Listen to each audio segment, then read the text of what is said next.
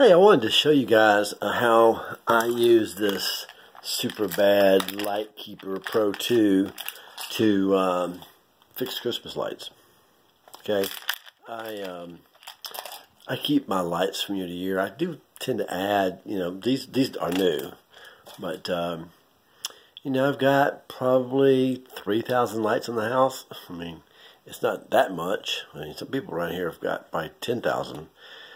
But anyway, I have kept these lights for several years, and I use this thing to find bad bulbs, to relight sections like this that are burnt out. So the first thing I do, I plug it in, I stretch it out, and you want to check for a missing bulb. So you just go down through there and check for a missing bulb, because if the bulb is missing, you can pop this thing 1,000 times. It'll never light up, because it won't. The circuit won't go through the bulb if the bulb's not there. So you gotta make sure bulbs are there and that they're seated properly. Then what's happened here is a shunt has failed, and when the shunt fails, this whole section goes out. This whole strand here is made up of probably 4 or 5 sections, so that's why you have so many wires here. One wire runs all the way down to the end and then it comes back, but you've got these different sections in here. And so let me show you what that shunt looks like. I drew a little picture of it for you here, because otherwise you might not understand what a shunt is.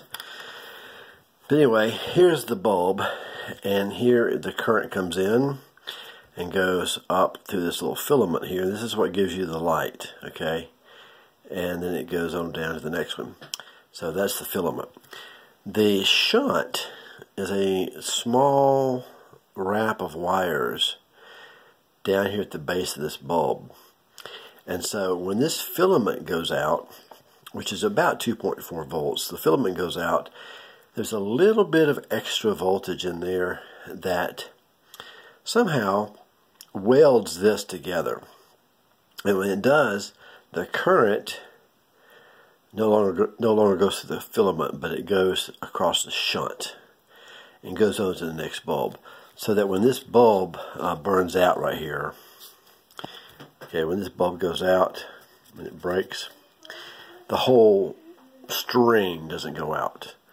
The current will go across this shunt and keep the string going.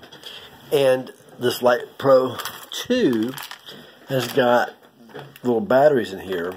So when you pop the trigger on the thing, what you're doing, you are injecting a high voltage or higher voltage current through here.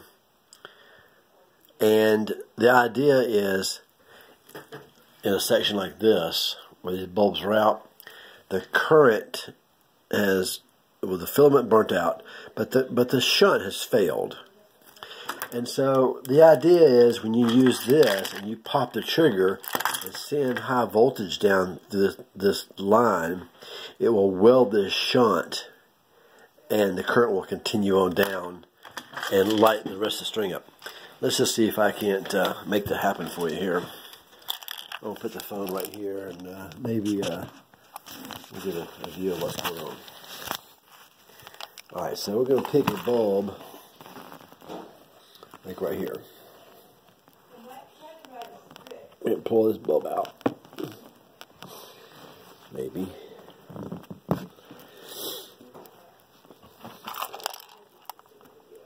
And then stick it in this little couple contacts in there. We'll stick it in there like that, and then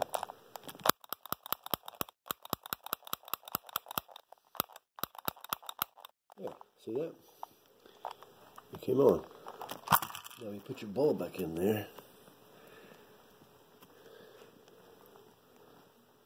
There.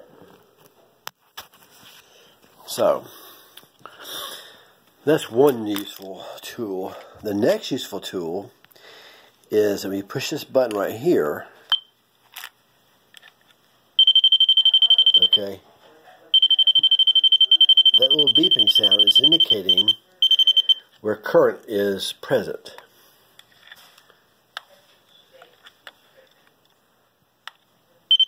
See there? That bulb right there got nothing. Now it's not lit up, but if you had a bunch of them that were out, and you would find it by finding current here, current there, current there, you got nothing there. And that's how you would find the bad bulb. And also you can put your little bulb right there and test to make sure it's good. You can use these things to pry the little bulbs out.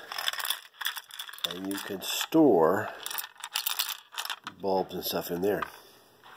So that's how I find the bad bulbs. Now I do keep a lot of spare bulbs on hand. And then the problem is, from year to year, the bases are different. So you have to, like this strand would have a certain base. I'd pull the bulb out of the base, take a bulb from there, put in the base, stick it in the socket, and keep it going. The Lightkeeper Pro, I really love it. I've had it for years, and I've kept this string going for, I've had this strings for gosh, 13 years.